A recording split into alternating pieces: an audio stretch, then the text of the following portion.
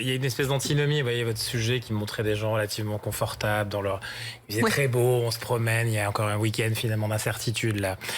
La réalité, c'est qu'il y a quand même déjà une espèce de, non pas une tension, mais en tout cas cette espèce de vibration qui est traduite par la fronde commerçante, rejointe et soutenue par celle d'élus.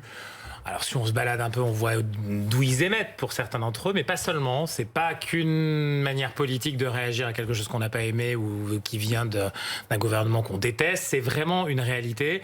Il y a un sentiment qui, notamment chez les libraires, par exemple, on interdit le livre et on l'interdit même dans les grandes surfaces.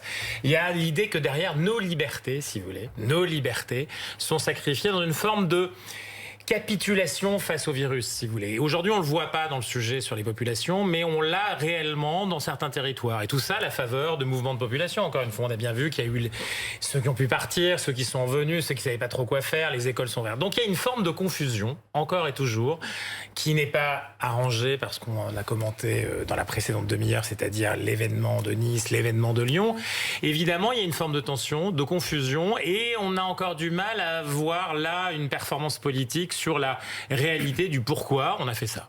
Et sanitaire, on verra, parce que c'est les scores que vous allez donner qui montreront ou pas qu'il y a